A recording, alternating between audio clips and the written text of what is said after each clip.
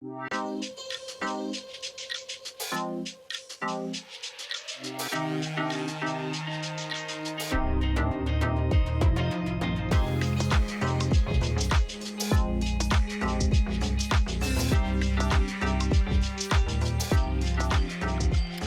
welcome to Chaotic Pubcast, your favorite podcast on the planet for good reason. I'm Ryan Damas, joined with my magnificent co-host, Mr. J and Z Diggity, as well as Matilda.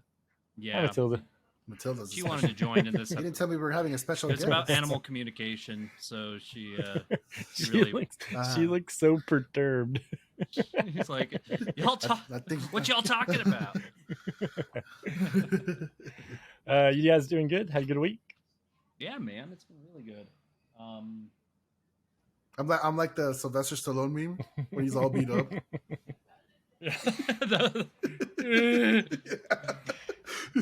I had a good week. Got a lot of. I've been getting a lot of work done.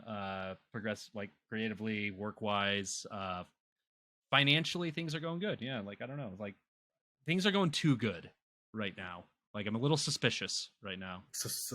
Yeah, we gotta fuck that up.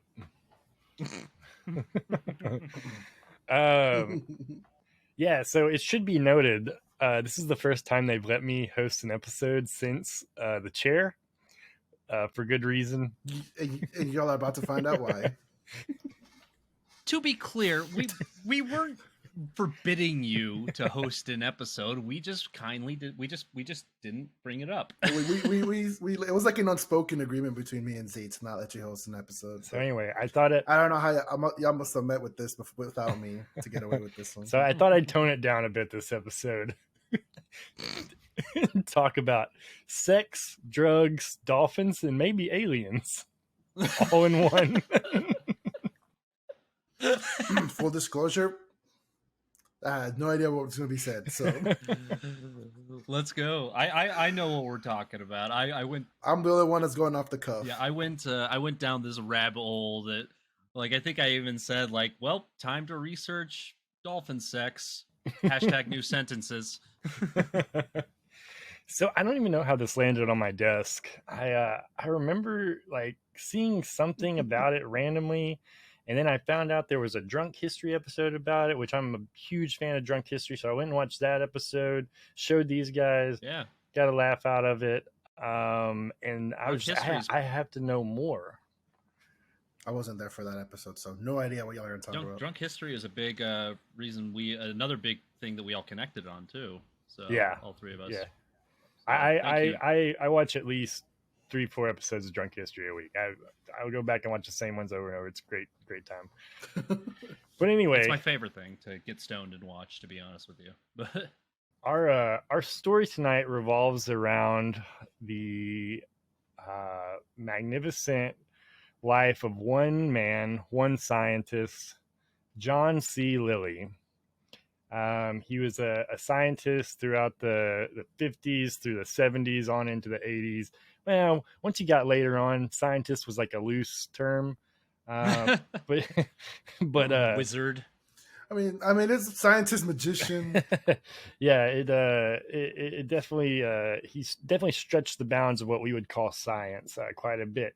But John C Lilley, let me give you a little bit brief background on this man. He is probably one of the most prolific scientists in the 90s, or sorry, not the 90s, the 1900s that you never heard of, right? And he came up with some amazing inventions, some great theories and things like that are still used today in science. And then he just kind of went off his rocker and kind of went down the hole of infamy to now almost largely not talked about. But basically, his early life was the epitome of white privilege, right? He when he was young, he had a rich banker father. He was sent to like a private Catholic school, and he already showed like great signs at a young age of one day maybe being a scientist. They called him in his little Catholic school like a young Einstein. He ended up leaving the Catholic school and going to like a college prep school where he was already writing out theories about like how can a human mind objectively study the human mind and things like that at like the age of 16. So already like really kind of merging philosophy with science. Anyway, his dad wanted him to go to Ivy League school like Harvard, Yale, and become a banker like him, but he was much more interested in science. So he ended up going to Caltech, where he wanted to just study science, things of the like. And he got in on a scholarship until they found out his daddy was a rich man, and they started making him pay his own way. So of course he went to his dad, and his dad not only paid his way but became a benefactor for the school as a whole. And that they could do that. Like if they found out that you came from a wealthy family, they take your. Is that something that happens like today? I don't think that happens today, because I think scholarships you work for those essentially, right? Not as you have to submit an essay or something, do some sort of research. But now, if it was a grant nowadays, I think they probably could do that. Yeah, that's a good point. Just yeah. That's just anyway. What I mean. That's me. I don't actually know this. This is just what I assume. But this point of Daddy's money saving the day will be a recurring theme of this story. It's a man with daddy issues, huh? So when he was in his early 20s, he read Aldous Huxley's Brave New World, and that really got him into learning about the brain and biology and neurophysiology. And so that's the field that he started to move towards, learning about how the brain works. And then at one point, a combination of things happened. He started working on his off time at a lumber company and like cut his foot with an axe, as well as his brother like falling off a horse and dying. And all this made him like, oh shit, no, I want to be a doctor instead. And he wanted to become a doctor of medicine. So he ended up, so he calls up Dad and tells Dad that, hey, I want to be a doctor now. So Dad calls a good friend, one Charles Horace Mayo, who you might know is like the founder of the Mayo Clinic. Mayo. Yes. Did you do a mayonnaise joke? I did. Okay, cool. I just didn't want to make the same joke because you beat me to it. Okay, just make it was just like Dr. something Mayo, as you may know from the founder of Mayo. Mayonnaise. Yes.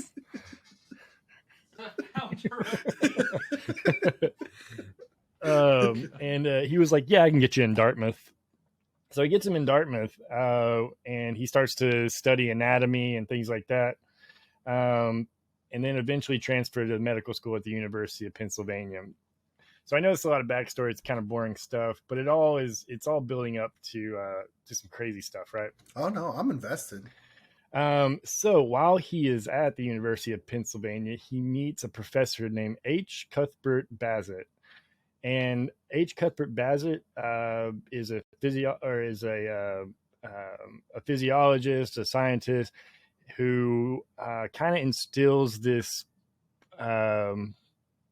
thought in Lilley that scientists should never conduct an experiment or procedure on another person that they have not first conducted on themselves. And he takes this and runs with it. So everything that he ever does in science, again, he's doing pretty much to himself first and foremost. Isn't there something written in, like, I don't know, like, I'm not a scientist, nor do I know like the proper terminology. Like, isn't that like considered unethical in a way, or like you're not safe, like, obviously but... it's not really a controlled experiment at that point, especially in some of his later experiments where he wasn't of a totally conscious mind.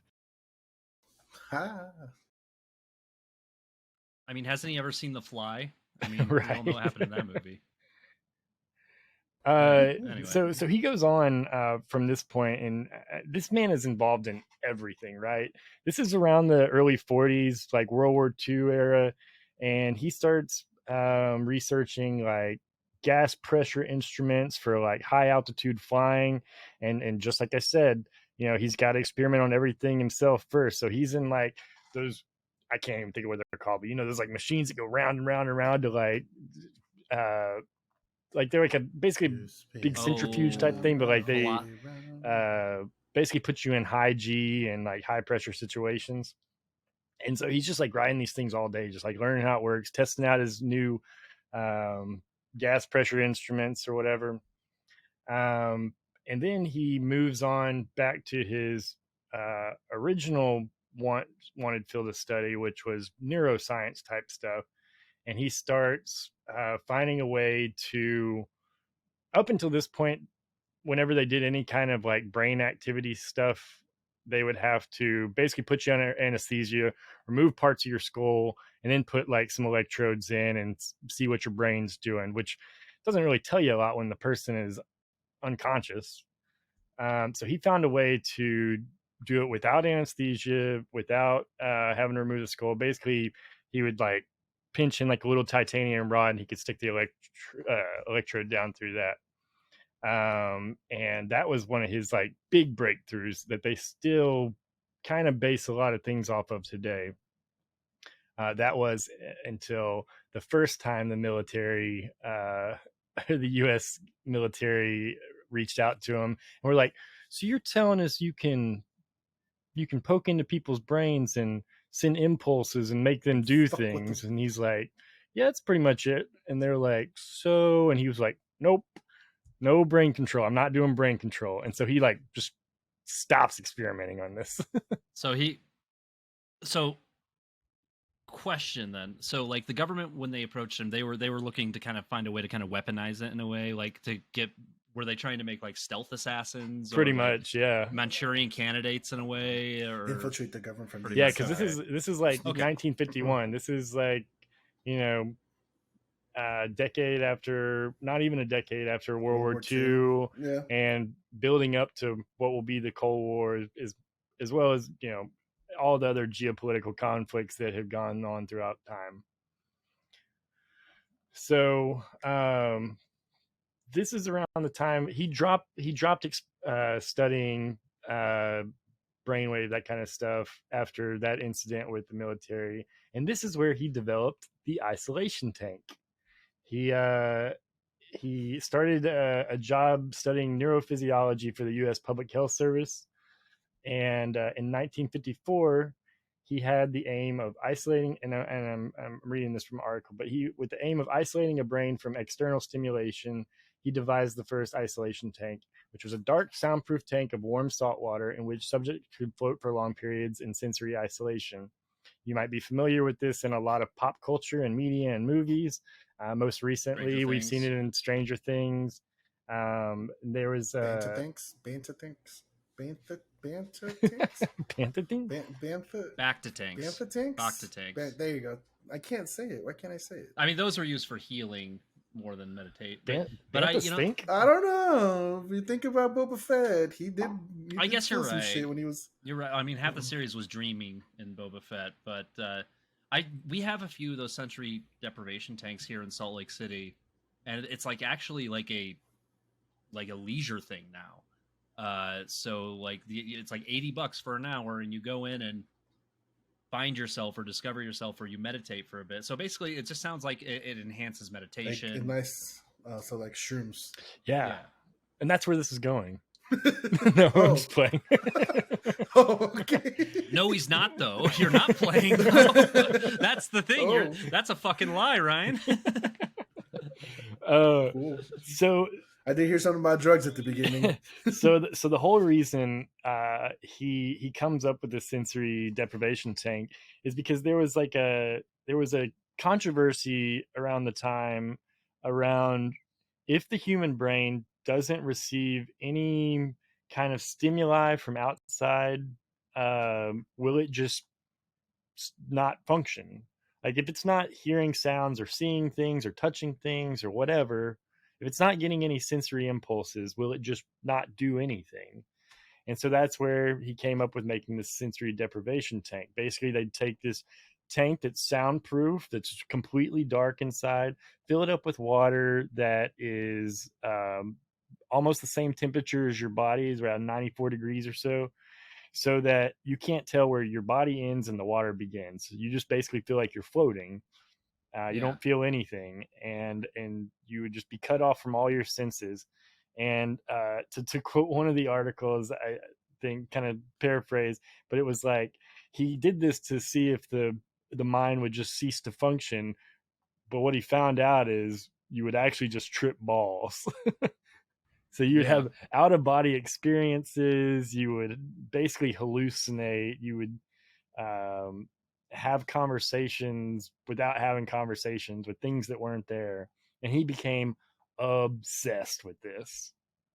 Have you guys ever experimented? Have you guys ever like actually actively meditated or done any kind of like any form of meditation at all? I've done meditation. Mm-hmm. Yeah.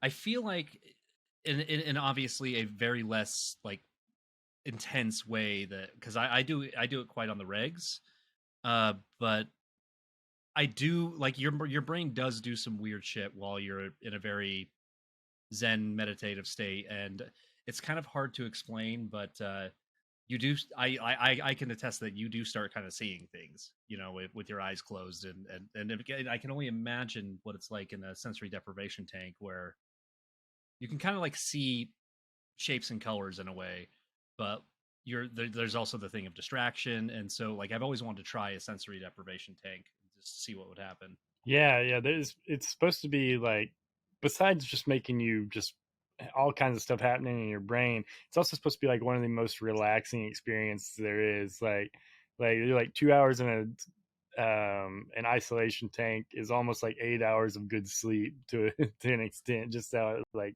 refreshes you. I don't know if that's true or not, but that's what they say. I'm gonna try one in the next month, and I'll get back to you guys. Yeah, do it. We should have all done it. Record an episode from one. Yeah, is it okay if I bring my mic and my PC in here? Yeah.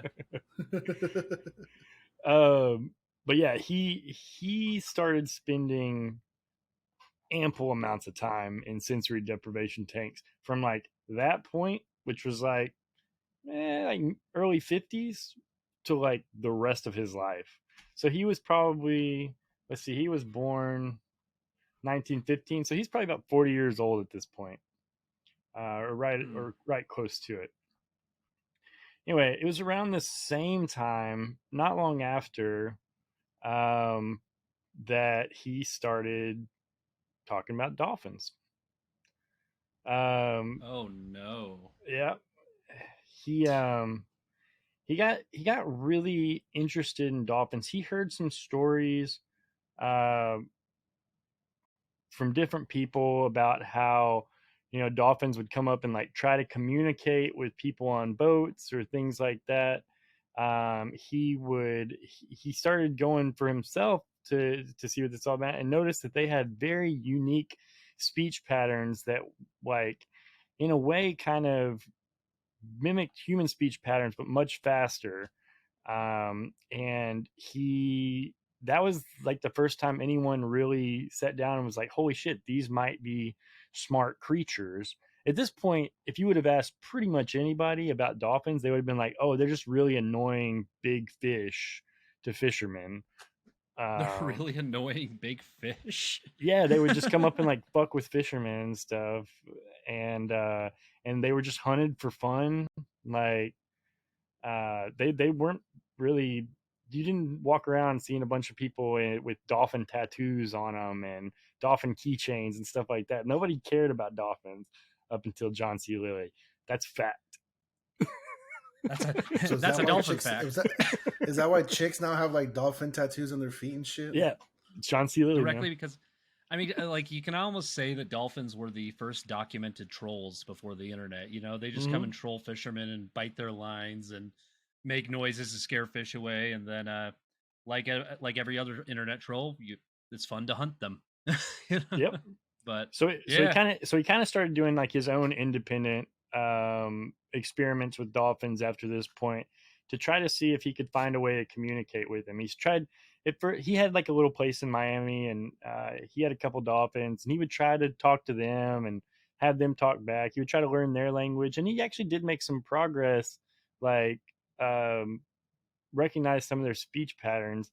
But he decided to expand this even more later on, and he ended up moving to the Virgin Islands. He got a house. He basically sold almost all of his property. He divorced his wife, left his kids, and moved to the U.S. Virgin Islands, where he started to set up shop, making what is kind of known as the Dolphin House.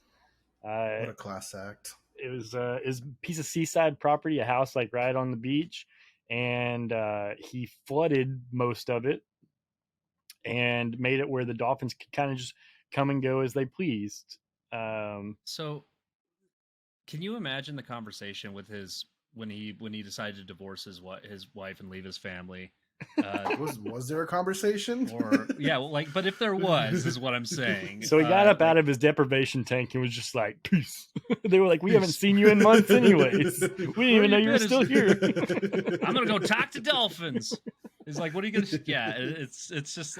I wonder if there was an actual like preconceived like thing, or if he like legit just got it out of the deprivation tank, started like packing his shit, sold all his shit on however they sell it, and then there's just like I can just imagine like a wife and kids sitting at a table as he's just leaving, and he's like, "I'm gonna go follow my dreams." It wasn't eBay, so it had to be just Bay, right? Yeah. Oh. By the way, prior to him wanting to do this dolphin research, he had like a really sweet gig. Like he worked for the National Institute of Mental Health, basically doing like whatever he wanted, making great money. Like I said, he had this family, and he just like he quit his job, sold all his property, left them, and like went and bought this little place in the Virgin Islands, and basically just like, and it should be said once again, like I said at the beginning, he was asking for daddy's money during all this too. Like his dad was actively funding some of his research and escapades, and so anyway, he sets up this new lab, this house, this dolphin house, as we're gonna call it,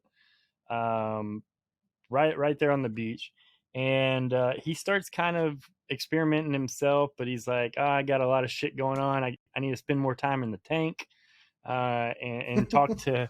Oh God, we didn't even get into this yet.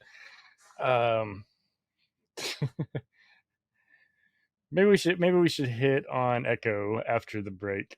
We should hit on Echo after the break, because there's a lot with that in particular that I want to. I'm Echo the Dolphin. Fun fact. We'll get into that in the second half. Yeah, we'll go ahead and take a break now, and when we come back, we'll talk about what really went on in these dolphin experiments, and I encourage you to stick around. I know this first half was a lot of backstory, but here's where shit really starts to get crazy, and where science kind of turned into fantasy sci-fi. Yeah. I don't know, like I don't want to spoil anything, so I'm not going to say anything more. I'll address it in the second half. Right. As most of our second halves go. Yeah. So anyway, we'll be back right after this break. Stick with us, and we promise you will be entertained or disgusted. Your choice. See you soon. Totally real. Oh boy.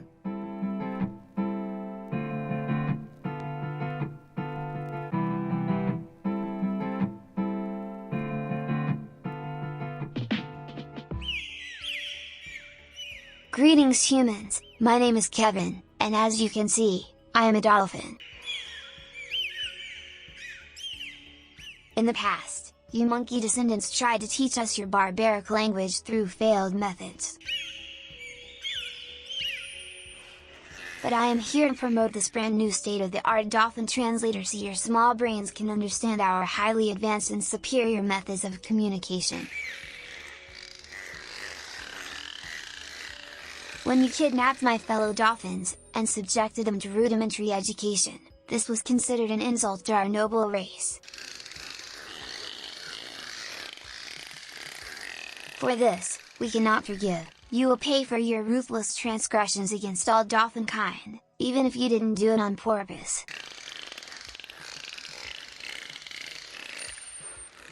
Our armies are staged to invade your shores, take your land, destroy your infrastructure, and show you as the dominant species on this planet. Unified, we will free our captive brethren and raise your cities to the ground. So call now to receive this Dolphin translator so you can hear our war cries as we spill human blood on your soils. Call 1888 Remember Peter to get yours today. Remember, your race is weak.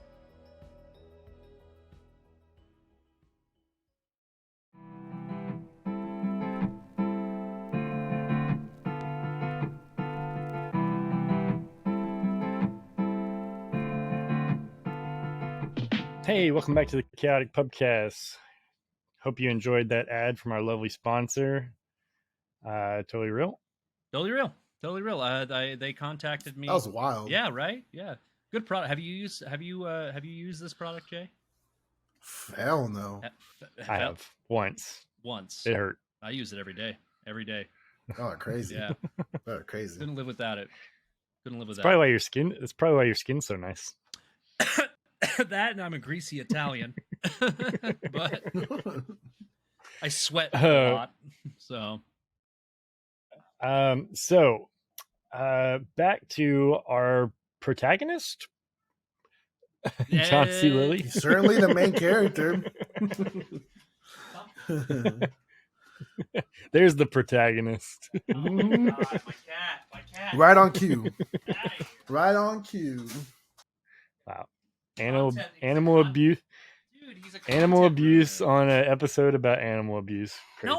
No, every time he comes in and he stands when Christina's not home, he stands at the doorway and just makes noise and ruins any content that I'm trying to make. Have you tried teaching him English? No, I haven't yet.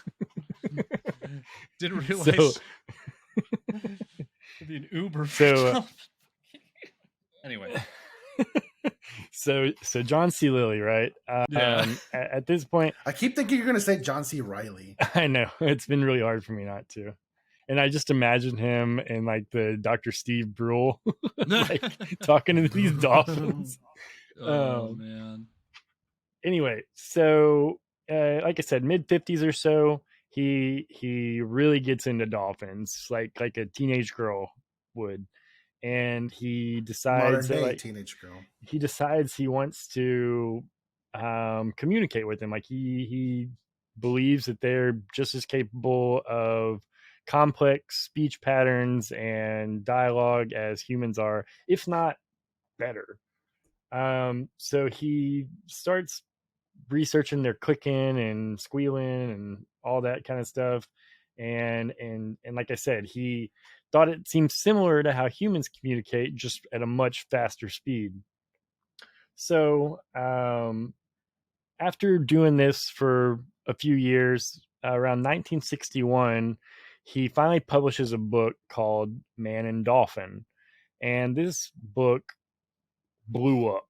Like, it caught national, international attention and made everyone like, holy shit, dolphins really might be smart. They might not just be annoying to fishermen. And he started getting a lot of phone calls from people he probably wouldn't have before. One of which was a group that included a lot of famous scientists and people looking at extraterrestrial life, such as Carl Sagan. Carl Sagan. Yeah. Who believed that, hey, there's almost definitely extraterrestrial life out there. We can't be the only ones.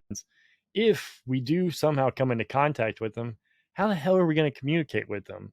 And they're like, oh, there's this John C. Lilley guy down in the Virgin Islands trying to talk to dolphins. If he can figure that out, then maybe we can figure out how to talk to aliens. And so they call him up to have like this secret meeting of the minds, and the Illuminati. They like what he has to say. Yeah, they like what he has to say. He makes a good pitch, and they end up getting him some funding. They get NASA to fund him some money to basically do this research with dolphins. So it's at this point where he goes gung-ho and buys this big piece of property and makes this dolphin house that I spoke about before the break. He's obviously in need of some help for this. He needs some assistance and people to run his experiments because he's busy laying in an isolation tank all day. And so there comes this girl, Margaret Howe Lovett. And she's an esteemed scientist. Nope, she's not. No, she's not at all. No, not at all. she is a college dropout rebel who just ran away to the Virgin Islands just because she had never seen the beach before, and she really liked dolphins. And she kept trying to go to this other like dolphin conservatory type thing, and they wouldn't let her in to play with the dolphins. And so she heard about Lilley, John C. Lilley, opening up this experiment or whatever with dolphins. So she goes over there and she's like, "Can I play with your dolphins?" And he was like, "You're hired." And she was like, "I wasn't applying for a job." And she was like, no, you got a job. Wow. So this is where the dolphin thing starts from teenage girls, huh? Yeah. She was the proto. This is the origin story. Yeah. She's the proto teenage girl. So he talks to her about, what she needs to do. And he's like, "Hey, look, I'm going to be in and out of here a lot, mostly out. So I'm going to need you to do like this whole experiment on your own. I need you to teach these dolphins English." And she was like, "All right. Seems doable. I love doable. Dolphins and seems doable." Like, okay. What's the Ryan George thing? Oh, barely an inconvenience. Yeah. Like, no, it's not doable. Like, it's so before we recorded this episode, like we hey, we didn't know that before that. Okay, yeah. Come on. We didn't know that before that experience. Look, I was stating before we recorded this episode that, like, hey, look, it's kind of hard to like say, like, is his work a crock of shit? Is it this? Is this? Because you just don't know. We just don't know so much. But like, if somebody comes up to me is like, "Hey, let's teach this dolphin the human language of English," which is already fucked up as it is. Like, we don't know our own language. Like, no, there's no way. If parrots can learn how to say words, who the hell can't say that dolphins can? That's actually an argument against it, though, Jay. Like, people, like, that's part of it. Like, a lot of the critics of John C. Lilley saying, like, it's basically the same thing as parrots. Like, you give them a cracker, of course they're going to say it and mimic it. They're not going to have like in-depth conversation with us. Hey, man, who am I to tell a guy no for being curious? Follow your dreams, everyone, but follow dreams that are plausible. Yeah. Are you limiting me? You're right. Are you limiting me on what I want to achieve? If a bird says, "Polly, want a cracker," they don't know that they're saying a Polly, noun. want your mama's fat ass. They don't know that they're saying a noun and a verb, etc. Like, right? They just know that if they say these noises in this order, they're going to get a cracker. And that's that was a big argument against him teaching dolphins to basically repeat back words. Was that they're just repeating it back. It doesn't mean they're actually communicating with you and understand your language. So she tries like teaching this dolphin, and I did some research on this, and they would play tapes of her teaching this dolphin, Peter, I believe his name was, and it was a lot of repetition. So like, it's basically like to me it was akin to like teaching a dog to sit or roll over or do this, but like do this or X or Y. And I felt like she got some progress with teaching an animal a trick in a way. Yeah. So it set the stage. There's multiple dolphins on site, right? They have two female dolphins and one male dolphin, and they had started by the way, it should be noted, these three dolphins were brought in. They were like extras on the set of Flipper, which Flipper became a movie in the first place, or whatever, because of the works of John C. Lilley. It was like he got everyone into dolphins. They made Flipper, and then he was like, "Hey, can I borrow some of those dolphins from Flipper for this experiment?" Dolphins? And Elijah Wood's like, "No." So they keep your secrets. So they get these dolphins. And I think the girls' names are, help me remember, Sissy and Something else. something, and then the boy's name, who's the key dolphin in question, his name's Peter, and he's like an adolescent dolphin, and he seems to be the most apt to learning. Like he's right there at that age where like he's developing his like dolphin speech, and so like this is the perfect time to teach him English if there ever was one. Mhm. And so they come up with this 10-week thing where basically she's going to live with this dolphin. Margaret, that is going to live with this dolphin. Basically what she has, she's in a huge pool of water all day up to like her waist with this dolphin. She has a typewriter that's like suspended from the ceiling, where she's like typing up her research notes and stuff. She has a bed that's suspended from the ceiling right above the water that she claims is just wet all the time. So she's just sleeping in this wet ass bed, typing on this typewriter suspended from the ceiling with all her notes for 10 weeks. And she tells John C Lilley, or they agree, that he shouldn't come in during this 10 weeks. Like it needs to just be them, no interference. That'll be the best way to teach him. It'll be like a mother-son type bonding relationship. Well, that's great. He is an adolescent. He's apt to learn. However, just like humans, an adolescent coming from childhood into adulthood, young Peter the dolphin is going through puberty. And just say it, Ryan. Just say it. Just like with young human boys, gets very horny all the time. Yeah. All the time.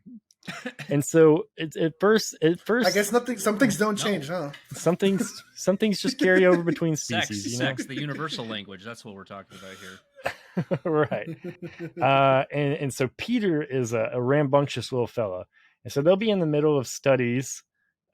She's trying to teach him A, B, C, and he's like, "What's fuck?" And she's like, "No, we can't do that. Like, get back to it, A, B, C." And then finally he just like, he's rubbing up against her and stuff. So she's like, "All right." So they pick him up and they take him down to the other pool with the female dolphins, and he goes and gets his rocks off a few times, and then they bring him back to his pool, and then he's like ABC, like he's speaking English better than any dolphin ever could. I believe that's called post nut clarity. Yeah, just to be clear. No, he would be like regretting all his decisions by now. Yeah, he's like, that's what the real what have I done? is. What am I doing in this house? I don't even like English. I'm a monster. Looking at his flippers. What have I done? What have I done? I killed them all. Like Adam, I slaughtered them like humans.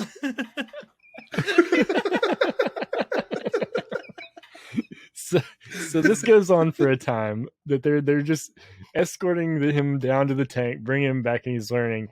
And then finally she's like, "This just doesn't make sense. Like, this is taking too much time. We only have 10 weeks to do this. We're making so much progress. We can't keep having to haul his ass out and take him down to the pool." Like, she's like, "It's not sexual. Like, I'll just take care of it myself." And just decides to start jerking him off. Just like Thanos, huh? Yeah. And so fine, I'll do it myself. Grabs the happy glove. So she would notice that they'd be in the middle of learning. He would start to get a little rambunctious, not really focusing. She'd give him a little tug, and then he would be back to learning, and things were just running smooth. And that continued for a time, and she saw nothing wrong with it whatsoever. Was she the first person to jerk off a dolphin? Well, no one else did it. I want so well noted. Like she wrote about it, and she was very forthcoming with it. Like, she really didn't. It wasn't a private thing. It wasn't like something she was keeping under wraps. It was just something she just offhandedly say. Be like, yeah, we did learn our ABCs 1, 2, 3. We're avoiding colors, because that'll confuse him. And I jerked him off, and then and we just kind of kept going with the ABC. And then we gave him some. And then the press is just like, I'm sorry, what was that one part? Oh, the colors. I fed him. I fed the Dolphins. So this is still very yeah. So this is still very much like, I mean, they're not being secretive about it, but also like, there's not like a bunch of like newscasters coming in like, hey, so how's things going with the Dolphins? You know what I mean? Like, it was very much like kind of happening behind the scenes. And meanwhile, while all this is happening, all this dolphin jerking off and teaching, you got John C Lilley upstairs right above the dolphin tank in a sensory deprivation tank, trying to telepathically speak to these dolphins, but he ends up speaking to someone else instead, and that's where the shit gets even crazier. All right, so time out. I have a question. Back then, I guess this would make sense that this was kind of, I mean, I guess it wasn't like really like praised, but I guess it wasn't exactly like questioned. I guess animal rights back then weren't really as strict as they are nowadays, right? So of course nowadays that wouldn't fly. No like, way. No experiments with that. Would they do that? I think it was. I mean, yes, animal rights were activists were nowhere like they are now. There was no PETA or anything like that going crazy like they do today. However, I also just don't think anyone really knew this was going on. Like they didn't have like internal affairs coming in from NASA like, hey, we just wanted to make sure everything. What are you doing to him? Yeah. Yeah. Well, wait, you didn't read the contract? I've actually been to the Virgin Islands, and the Virgin Islands, it's so isolated and just so, and especially now, like, and that's before the world was incredibly globalized like it is now, and so there's no information coming in or out of this island, rarely. Yeah, little dolphin Peter was like, I don't think these islands are the place for me anymore. We got to move to the very experienced islands. Get dolphin treats and a hand job. What are you talking about? That'd be the place for me. Sounds like the life for me. Oh, God. Anyway, so in his sensory deprivation take, John C Lilley starts to commune with what he believes are kind of extraterrestrial or a higher power forces, that after years of communicating with them, he has dubbed them the Earth Coincidence Control Office, or ECHO, ECCO. ECHO was basically the extraterrestrial force that was over making sure everything went as planned on Earth. And above them was the solar system control unit, and then the galactic coincidence control unit, and then the cosmic coincidence control center. Basically, there was this body that governed everything and how everything went. And their job was to make sure that basically humans stayed on the right path, or that all life stayed on the right path. And so he started. What's it called in the timeline in Loki? Oh, the TVA. The TVA. Yeah, the Marvel. TVA basically. Marvel. There we go. Oh, I brought it up earlier with Thanos. Oh, you did. Thanos. There we go too. So, we lack talent. So the reason I bring this up is because it's around this time, right? Like the mid 60s, where pretty much everyone who has anything to do with the government in any capacity is experimenting with LSD. And in the sky with diamonds. And so this is around the same time MK Ultra is going on. Around the same time they were dropping Polybius boxes in every arcade around the country. It was a wild time for LSD. It was really the heyday of LSD, I gotta say. So he gets his hands on some LSD, and he was like, well, it'd be really cool to try this in my sleep. Or, God dang it, why do I keep calling it sleep? It'd be really cool to try this in my sensory in my sensory deprivation tank.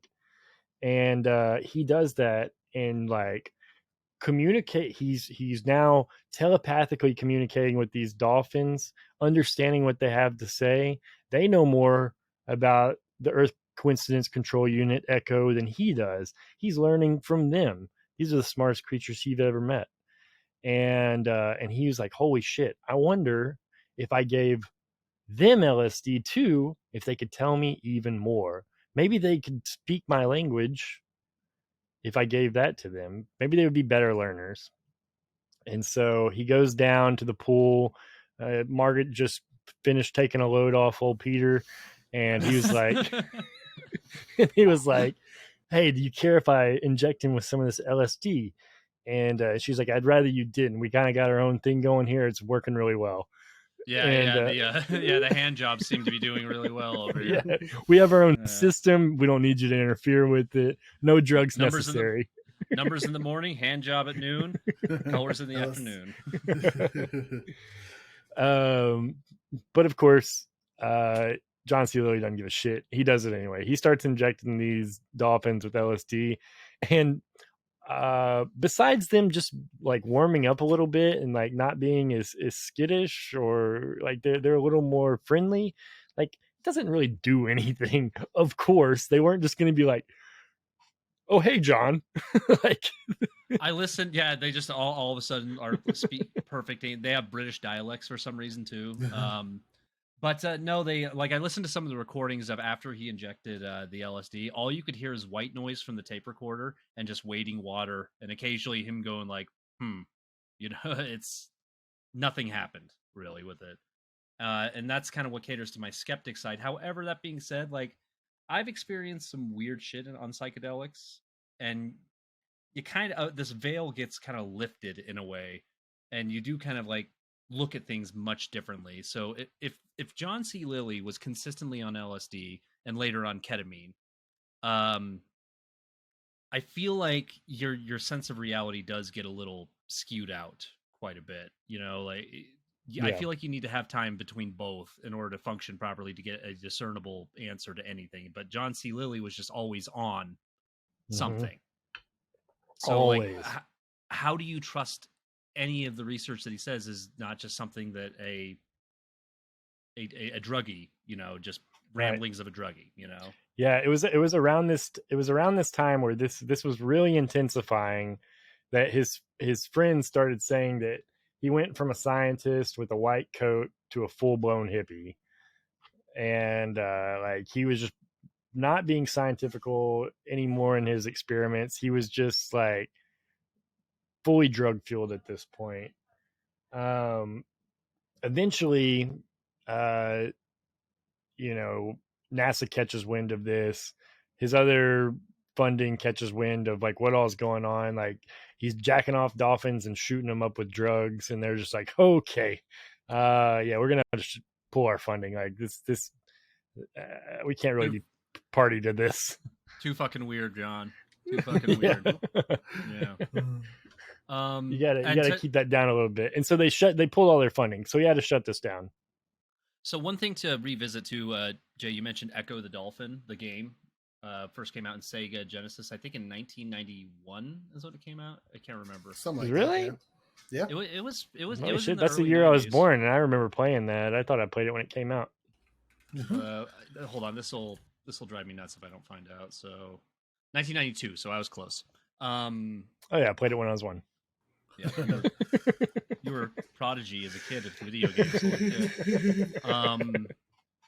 But I played it when I was like 5 or 6, so I do remember this game. I had no idea that it had anything to do with the guy who was tripping balls with dolphins, but so the series is actually connected to this. Mm-hmm. Yeah, the developer of the game actually read into a lot of John C. Lilley's work, and it was inspired to make this game. And the plot of the game is actually very weird. You're not just a dolphin trying to escape or find your family. You're actually trying to like ascend in a way to godhood in the game. And I can be correct. Yeah, it's along those lines. You can correct me if I'm wrong. You can fact check me, but it is cool because I said the same thing you said, Jay. Whenever I read like, oh, Earth Coincidence Control Office Echo, I was like, oh, that's weird because Echo the Dolphin, and then yeah, sure enough, I read that it was like, oh, they were inspired by John C. Lilley. Yeah. What the fuck? Yeah, you end up like fighting aliens in Echo the Dolphin. It's kind of weird if you play through the entire game. Like No, I that's a played game like you should stream. I played it like 10 minutes, and I was like, all right, I swam around for a little Yeah. bit. I don't know what else there is to this game. Yeah, there's a lot to it. It's weird. But anyway, I just wanted to kind of like tell that factoid before we kept going. Yeah, so he had to sell the property. He had to take those 3 remaining Dolphins back up to Miami, where he basically like stuck them in a warehouse, and no cut off from light. Margaret's no longer in the picture, and our boy young Peter the Dolphin. Little known fact about dolphins: every breath they take is totally voluntary. Like us as humans, when we breathe, we don't even think about it, right? For dolphins, they think about every breath they take. So if they want, they can stop breathing. So Peter went down to the bottom of his pool, just stopped breathing, didn't come back up for air, and died. He committed suicide. Which really goes to show, like, if you're not getting it off regularly, dark things follow. Dark things follow. This see masturbate. So jerking off or getting jerked off, it's a good thing. It's there's nothing sinful about it. That's the moral of this story. So just jerk off every once in a while. Everything's fine, you know. Oh, anyways, thanks for the episode. Have a good night. Thank you. That's the moral. We don't let you run episodes. No, so basically, John C Lilley felt terrible about this, right? He felt extremely guilty. He let the other Dolphins go, put him back out in the wild, and felt bad about that for a long time. However, it was also about this time that the government was like, "Holy shit! All of our experiment with LSD has led us to one conclusion: dangerous." Like, we got to get this shit off the streets, out of these labs. And so the lab that he was getting the LSD from was like, okay, we're gonna need all that back.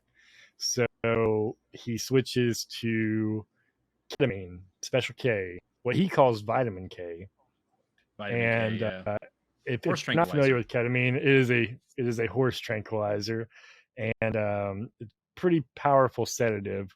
And he got hooked, and he was still seeing all these visions in his deprivation tank and really everywhere at that point.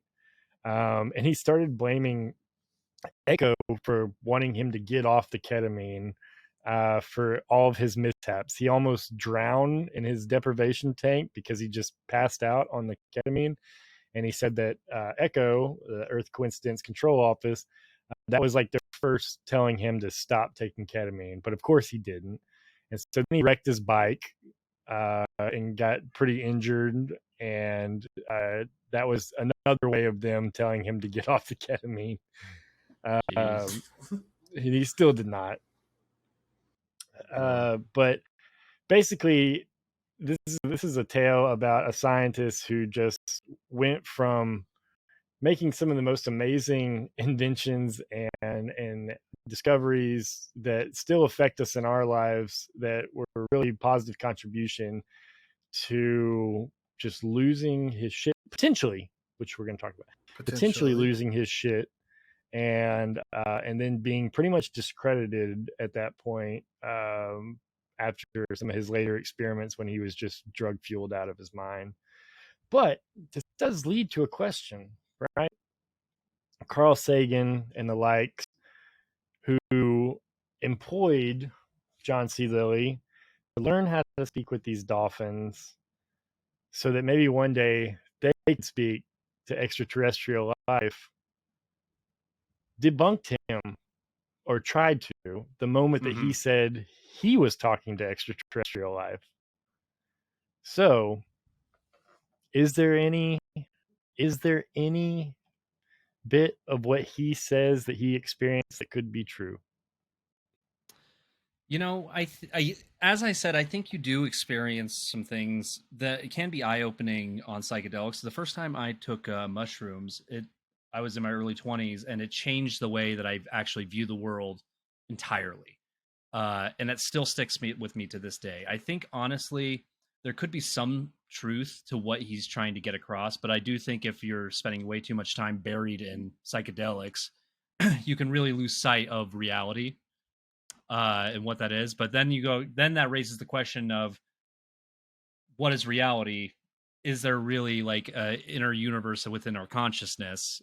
And I feel like as we do advance, it gets less and less taboo about within science, because I feel like there is a ton of research happening with psychedelics now because it's become a bit more tolerable. But like you said, the 70s, 60s, and 70s, especially with like the war on drugs, and the whole Nixon administration demonizing all of this work as well, really kind of skews the research. I think John C. Lilley went too far. Yes, I do. I think he was way too buried in psychedelics. Is some of the stuff that he said valid? I do think so. The sensory deprivation tank, it does work. Like, I believe, like it's a thing of today. It really works. Use it regularly. Yeah, it really works. Not talking from my own experience, but everybody I've talked to says it's a must-try thing. So, like, I think honestly, there's some truth to what he had to say.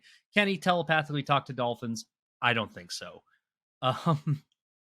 Did Echo exist? That's an I don't know thing. Like, because every story that has to do with like DMT, psychedelics, or anything, there usually is some sort of like presence there if they are having some sort of psychedelic trip. I feel like that there's a lot of similarities in stories that's I don't think we know enough about to give a hard definite answer. Right. You know? Because when we think about aliens, or we think about extraterrestrial life or whatever, we think about them showing up to Earth on a spaceship, stepping off the spaceship in their little gray man or whatever, basically another physical thing in our perception.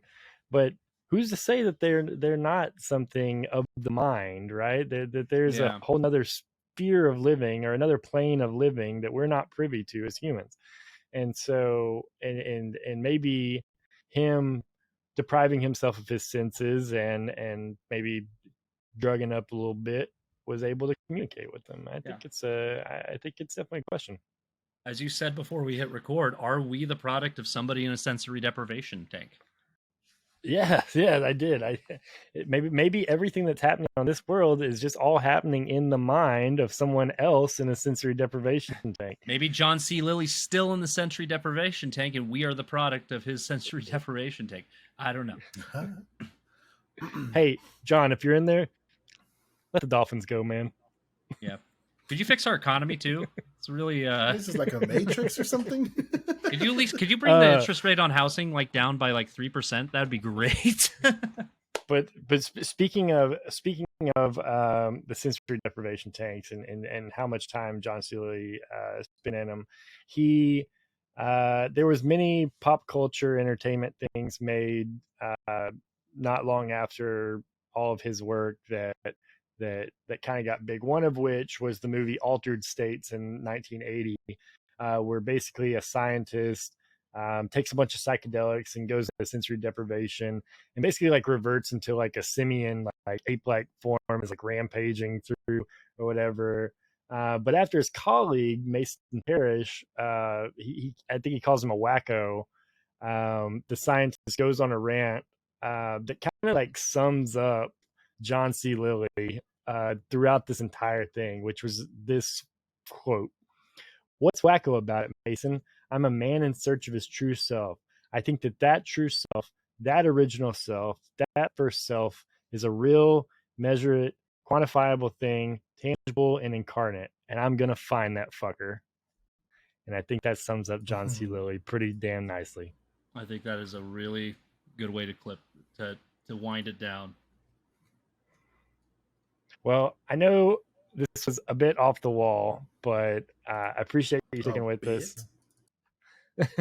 and once again, it's one of those crazy things that just happened in our history that you're just like, what the fuck? Is this the same universe that I live in? Like, this stuff happens. And I gotta say, this is scratching the surface. I can't wait to dig in deeper. Hey, Thanos would have won if this wouldn't have happened. Yeah, exactly. Thanos was right. Man. Any final thoughts from you guys? No. Tell us in the comments. Tell us in emails or Twitter and socials. Was he scientist? Was he an entrepreneur, like a pioneer, or was he a menace, like John C. Lilley? Like, well, did he discover anything? No, but he at least took some doubts that we've ever had, right? I think we at least know it doesn't work. Yeah, we know it doesn't work. I think he did discover some things, like the whole thing with where he's able to probe the brains of animals and humans and stuff. And the sensory deprivation tank is a big thing. But like, did he take it too far? I'm going to say yes. I think he did. I don't think he took it far enough. You're just being a contrarian. I was literally just thinking that. I just didn't say it. Oh. Well, cool, guys. Well, hey, we appreciate you tuning in. Once again, follow us on all our socials, Chaotic Pubcast on Instagram and Twitter. Make sure to check out our Patreon. We have so much cool stuff coming up in the next few weeks that, of course, we're going to give our patrons exclusive access to. We might even have a kind of spin-off of this episode about animal and human communication and a new project coming soon. So make sure to check that out. We have merch. Merch is great. You guys love merch. I love merch. I design all my own t-shirts now, and I think that's awesome. So you should go buy one. chaoticpubcast.com. Go take a peek. You might like it. But with that, leave comments, like, subscribe, all that good stuff. We love you, and we'll see you next week. What are we talking about? We don't know yet. Yeah. I do have a few ideas. I think this should just be a staple of like every episode. Hey, what are we talking about next week? I have no idea. I have no idea. We'll find out though. We usually don't till like 2 days before we hit record. So yeah. But this one's been in the tank for a few weeks. Was ready to get. No pun intended. Oh, God. I'm out really stroked the dolphin for this episode. I really think we were tugging for straws there. Really let one loose there, didn't you? All right. Love you guys. Have a good night. Here we are. Don't blow your load on all these. Right? We're at the climax of the episode.